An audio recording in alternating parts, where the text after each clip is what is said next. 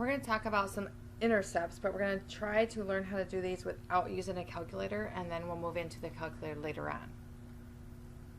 So if I ask you to find intercepts, I could be talking about the x-intercepts and the y-intercepts.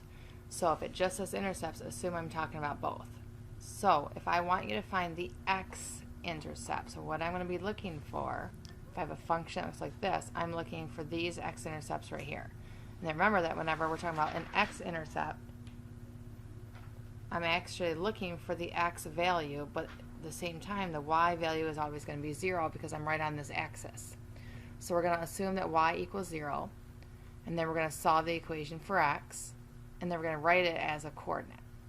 And we're going to do some examples here in just a second.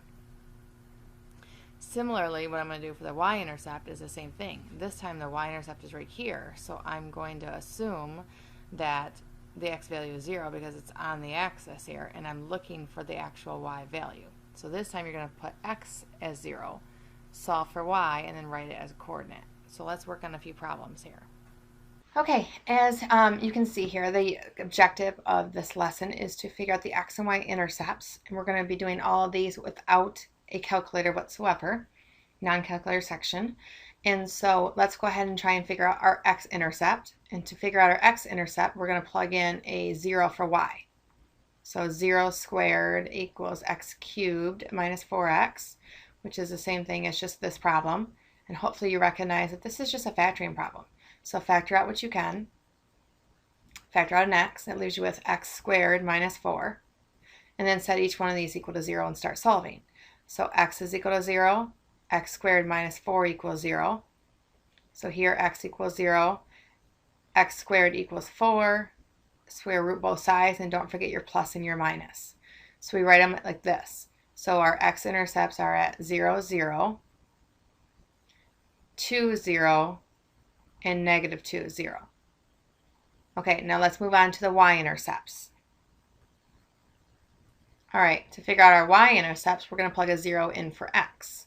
So we have y squared is equal to 0 cubed minus 4 times 0, which would just be y squared equals 0, which means that y would be 0. And so our y-intercept is 0, 0.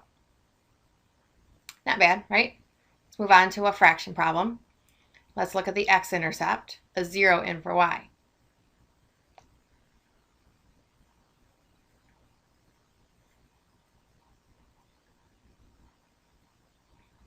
All right, so let's talk about this for a second. In order for this fraction to be 0, it means that the numerator must be 0, so we really don't care about this at all.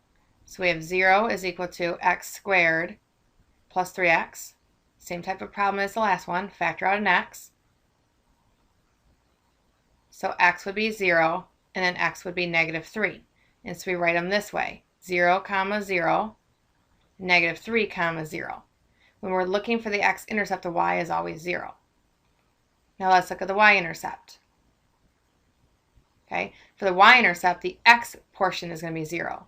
So we're going to go y is equal to 0 squared plus 3 times 0 all over 3 times 0 plus 1 squared. Well, the whole numerator is 0. 0 divided by anything is going to be 0. So then our y-intercept is 0, comma 0.